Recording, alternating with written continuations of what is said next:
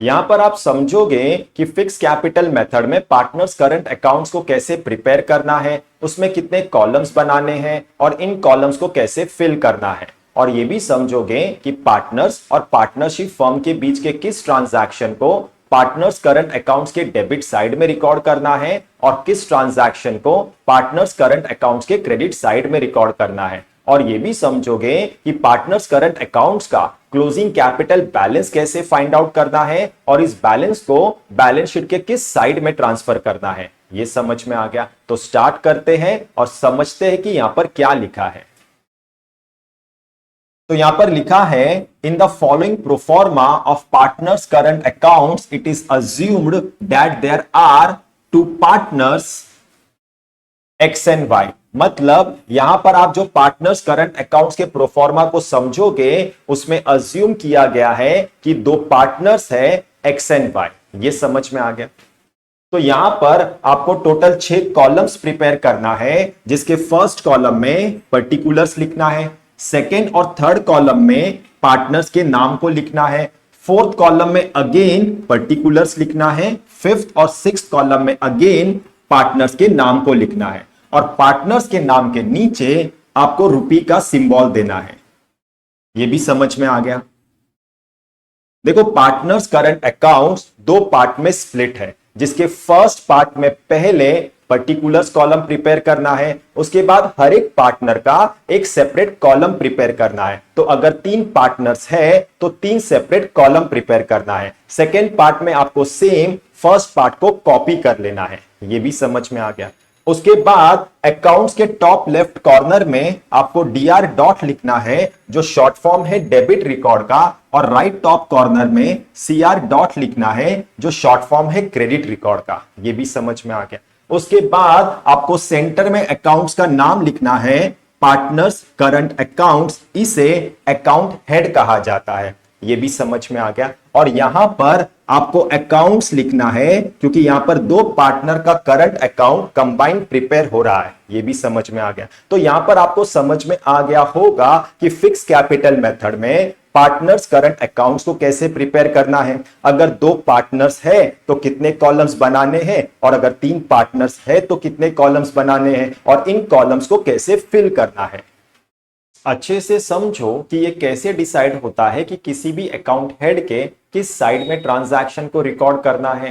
देखो, जिन्होंने 11th में जर्नल और लेजर अच्छे से किया है उन्हें पता होगा कि किसी भी अकाउंट हेड के किस साइड में ट्रांजैक्शन को रिकॉर्ड करना है। लेकिन जिन्होंने 11th में जर्नल और लेजर अच्छे से नहीं किया है उन्हें सारे अकाउंट हेड के ओरिजिनल साइड को और उसके रूल्स को अच्छे से समझ लेना है। देखो, हर एक अकाउंट हेड का एक ओरिजिनल साइड है। अगर किसी अकाउंट हेड का ओरिजिनल साइड डेबिट है तो जब वो अकाउंट हेड इनिशियली ओपन होगा या उस अकाउंट हेड का बैलेंस इंक्रीज होगा तो ऐसे ट्रांजैक्शन को उस अकाउंट हेड के डेबिट साइड में रिकॉर्ड करना है, और जब उस अकाउंट हेड का बैलेंस डिक्रीज होगा या वो अकाउंट हेड फाइनली क्लोज होगा तो ऐसे ट्रांजैक्शन को उस अकाउंट हेड के क्रेडिट साइड में रिकॉर्ड करना है। ये समझ में आ गया।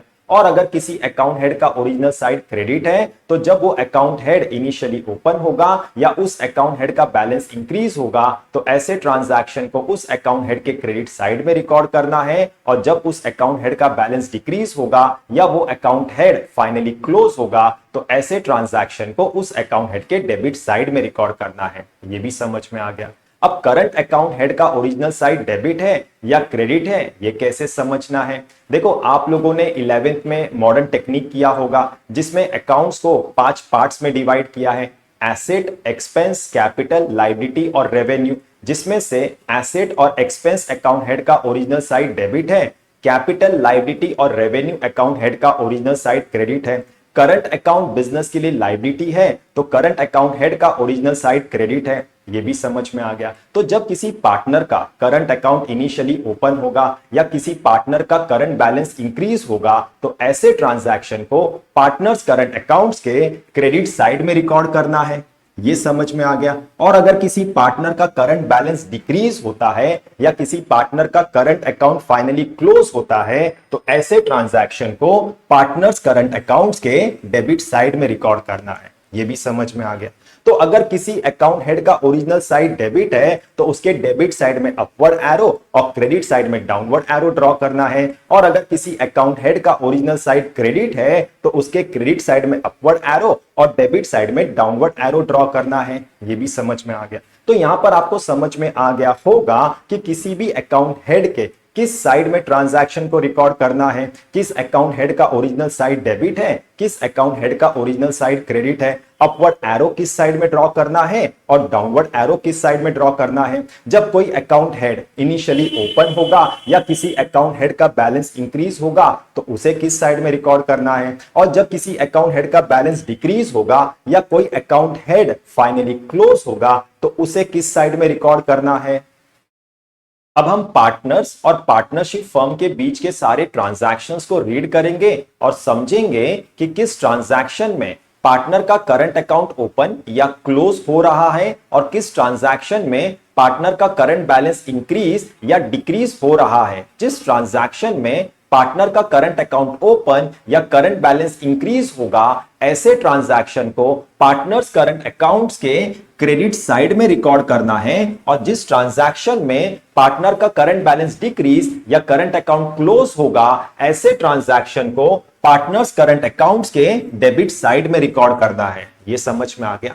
तो स्टार्ट करते हैं, पार्टनर्स और पार्टनरशिप फर्म के बीच के सारे ट्रांजैक्शंस को रीड करते हैं और समझते हैं कि किस ट्रांजैक्शन को पार्टनर्स करंट अकाउंट्स के डेबिट साइड में रिकॉर्ड करना है और किस ट्रांजैक्शन को पार्टनर्स करंट अकाउंट्स के क्रेडिट साइड में रिकॉर्ड करना है।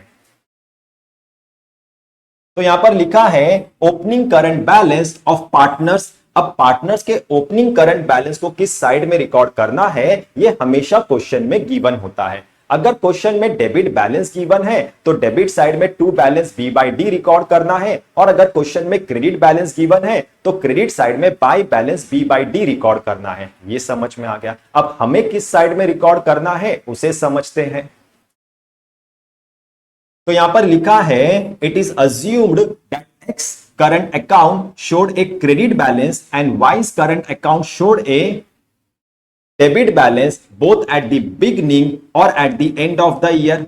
तो यहां पर मैंने x का ओपनिंग और closing current account credit balance assume किया है और y का ओपनिंग और closing current account debit balance assume किया है, ताकि आप दोनों साइड को अच्छे से समझ सको। तो आपको x के क्रेडिट साइड में by balance b by D record करना है और x के कॉलम में उसके अमाउंट को रिकॉर्ड करना है, और y के डेबिट साइड में to balance b by D record करना है और y के कॉलम में उसके अमाउंट को रिकॉर्ड करना है। ये समझ में आ गया। नेक्स्ट ट्रांजैक्शन है drawings made by the partners during the accounting year. अगर साल के बीच में कोई पार्टनर बिजनेस की प्रॉपर्टी को अपने पर्सनल यूज के लिए विड्रॉ करता है तो उसी को ड्रॉइंग्स कहा जाता है, और इस ट्रांजैक्शन से पार्टनर्स का करंट बैलेंस डिक्रीज होता है। तो इस ट्रांजैक्शन को पार्टनर्स करंट अकाउंट्स के डेबिट साइड में रिकॉर्ड करना है। ये समझ में आ गया। अब डेबिट साइड में किस अकाउंट के नाम से रिकॉर्ड करना है उसे समझो।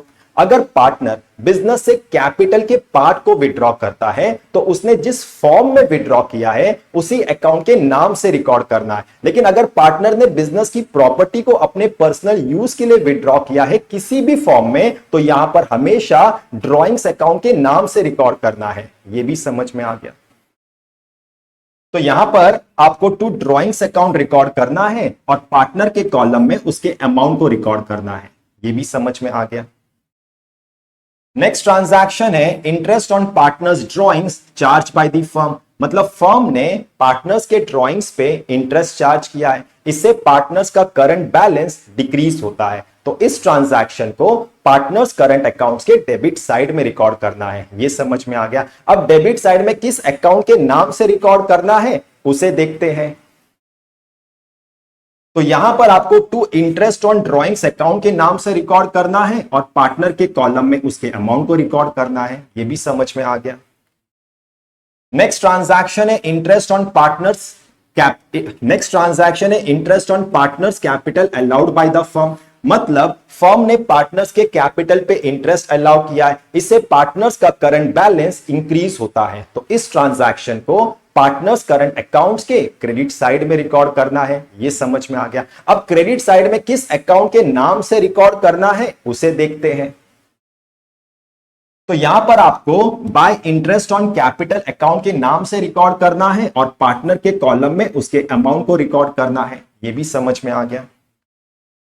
नेक्स्ट ट्रांजैक्शन है सैलरी और commission payable to the partners, मतलब फर्म पार्टनर्स को सैलरी या कमीशन देना है, इससे पार्टनर का करंट बैलेंस इंक्रीज होता है। तो इस ट्रांजैक्शन को पार्टनर्स करंट अकाउंट्स के क्रेडिट साइड में रिकॉर्ड करना है। ये समझ में आ गया। अब क्रेडिट साइड में किस अकाउंट के नाम से रिकॉर्ड करना है उसे देखते हैं।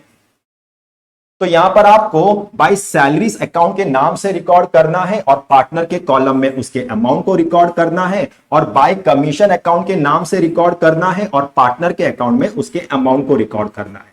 यह भी समझ में आ गया।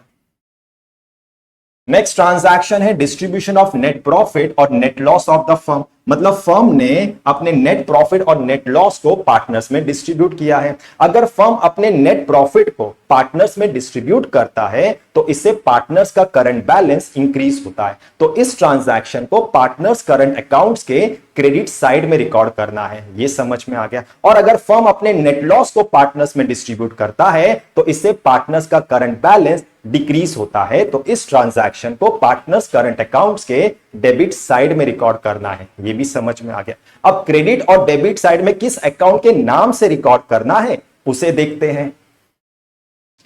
तो नेट प्रॉफिट को by profit and loss account, share of profit या शेयरिंग प्रॉफिट के नाम से रिकॉर्ड करना है, पार्टनर के कॉलम में उसके अमाउंट को रिकॉर्ड करना है, और नेट लॉस को to profit and loss account, share of loss या शेयरिंग लॉस के नाम से रिकॉर्ड करना है और पार्टनर के कॉलम में उसके अमाउंट को रिकॉर्ड करना है। यह समझ में आ गया। तो यहां पर आपको अच्छे से समझ में आ गया होगा कि पार्टनर्स और पार्टनरशिप फर्म के बीच के किस ट्रांजैक्शन को पार्टनर्स करंट अकाउंट्स के डेबिट साइड में रिकॉर्ड करना है और किस ट्रांजैक्शन को पार्टनर्स करंट अकाउंट्स के क्रेडिट साइड में रिकॉर्ड करना है। और यह भी समझ में आ गया होगा कि डेबिट और क्रेडिट साइड में किस अकाउंट के नाम से रिकॉर्ड करना है। पार्टनर्स करंट अकाउंट्स के डेबिट साइड में किस ट्रांजैक्शन को रिकॉर्ड करना है, इसे याद रखने का एक शॉर्टकट मेथड है, जिसमें आपको करना क्या है कि हमने जो भी ट्रांजैक्शन को पार्टनर्स करंट अकाउंट्स के डेबिट साइड में रिकॉर्ड किया है उस ट्रांजैक्शन के पहले लेटर को लेकर एक कीवर्ड बना लेना है, ताकि आप याद रख सको कि इस कीवर्ड से रिलेटेड ट्रांजैक्शन को पार्टनर्स करंट अकाउंट्स के डेबिट साइड में रिकॉर्ड करना है। यह समझ में आ गया। अब कीवर्ड कैसे बनाना है उसे देखते हैं। देखो, हमने डेबिट साइड में सबसे पहले ओपनिंग बैलेंस रिकॉर्ड किया है। अब ओपनिंग बैलेंस किस साइड में रिकॉर्ड करना है ये हमेशा क्वेश्चन में गिवन होता है। अगर क्वेश्चन में क्रेडिट बैलेंस गिवन है तो क्रेडिट साइड में by balance B by D record करना है। अगर क्वेश्चन में डेबिट बैलेंस गिवन है तो डेबिट साइड में to balance B by D record करना है। और अगर क्वेश्चन में कोई बैलेंस गिवन नहीं है तो इसे क्रेडिट बैलेंस अज्यूम करके क्रेडिट साइड में by balance B by D record करना है। ये समझ में आ गया। तो आपको ओपनिंग बैलेंस का पहला लेटर नहीं लेना है क्योंकि वो हमेशा क्वेश्चन में गिवन होता है।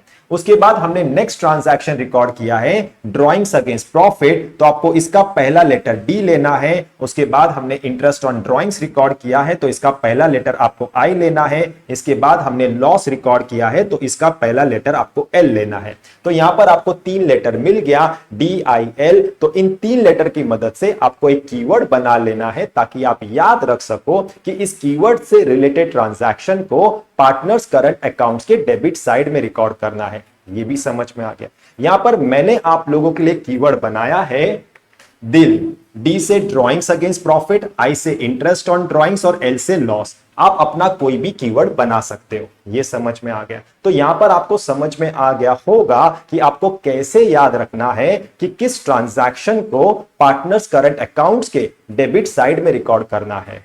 पार्टनर्स करंट अकाउंट्स का क्लोजिंग बैलेंस कैसे फाइंड आउट करना है, इस बैलेंस को बैलेंस शीट के किस साइड में ट्रांसफर करना है, इसे समझने से पहले यह समझो कि फिक्स कैपिटल मेथड में partners current accounts debit balance भी शो कर सकता है, क्रेडिट बैलेंस भी शो कर सकता है और नील बैलेंस भी शो कर सकता है। यह समझ में आ गया। अगर किसी पार्टनर का उसके डेबिट साइड का टोटल उसके क्रेडिट साइड के टोटल से ग्रेटर है तो इन दोनों के डिफरेंस को डेबिट बैलेंस कहा जाता है और इस डेबिट बैलेंस को बैलेंस शीट के डेबिट साइड में ट्रांसफर करना है और बैलेंस शीट का डेबिट साइड है एसेट साइड। ये समझ में आ गया। और अगर किसी पार्टनर का उसके क्रेडिट साइड का टोटल उसके डेबिट साइड के टोटल से ग्रेटर है तो इन दोनों के डिफरेंस को क्रेडिट बैलेंस कहा जाता है और इस क्रेडिट बैलेंस को बैलेंस शीट के क्रेडिट साइड में ट्रांसफर करना है और बैलेंस शीट का क्रेडिट साइड है लायबिलिटी साइड। ये भी समझ में आ गया। और अगर किसी पार्टनर का उसके डेबिट साइड का टोटल उसके क्रेडिट साइड के टोटल से इक्वल है तो यहां पर कोई भी डिफरेंस नहीं होगा, इसी को नील बैलेंस कहा जाता है। ये भी समझ में आ गया। यहां पर हमने एक्स का closing balance credit balance assume किया था, मतलब एक्स के क्रेडिट साइड का टोटल उसके डेबिट साइड के टोटल से ग्रेटर होगा। तो यहां पर आपको एक्स के क्रेडिट साइड के टोटल को दोनों साइड में रिकॉर्ड कर लेना है और इस टोटल में से आपको डेबिट साइड के टोटल को सब्ट्रैक्ट करना है और जो आपको डिफरेंस मिलेगा उसे आपको डेबिट साइड में रिकॉर्ड करना है to balance C by D के नाम से और इसी to balance C by D को आपको ऑपोजिट साइड में ट्रांसफर करना है टोटल के नीचे by balance B by D के नाम से। ये समझ में आ गया। और एक्स के इस क्रेडिट बैलेंस को आपको बैलेंस शीट के क्रेडिट साइड में ट्रांसफर करना है और बैलेंस शीट का क्रेडिट साइड है लायबिलिटी साइड। ये भी समझ में आ गया। Y के क्लोजिंग बैलेंस को हमने डेबिट बैलेंस अज्यूम किया था, मतलब Y के डेबिट साइड का टोटल उसके क्रेडिट साइड के टोटल से ग्रेटर होगा। तो यहां पे आपको Y के डेबिट साइड के टोटल को दोनों साइड में रिकॉर्ड कर लेना है और इस टोटल में से आपको क्रेडिट साइड के टोटल को सब्ट्रैक्ट करना है और जो डिफरेंस आपको मिलेगा उसे आपको क्रेडिट साइड में ही रिकॉर्ड करना है by balance C by D के नाम से और इसी by balance C by D को आपको ऑपोजिट साइड में ट्रांसफर करना है टोटल के नीचे to balance B by D के नाम से। ये भी समझ में आ गया। और वाई के इस डेबिट बैलेंस को आपको बैलेंस शीट के डेबिट साइड में ट्रांसफर करना है और बैलेंस शीट का डेबिट साइड है एसेट साइड। ये भी समझ में आ गया। मतलब आपको y के मतलब आपको x के क्रेडिट बैलेंस को लायबिलिटी साइड में ट्रांसफर करना है और y के डेबिट बैलेंस को एसेट साइड में ट्रांसफर करना है। ये भी समझ में आ गया। तो यहां पर आपको अच्छे से समझ में आ गया होगा कि पार्टनर्स करंट अकाउंट्स का क्लोजिंग बैलेंस कैसे फाइंड आउट करना है और इस बैलेंस को बैलेंस शीट के किस साइड में ट्रांसफर करना है।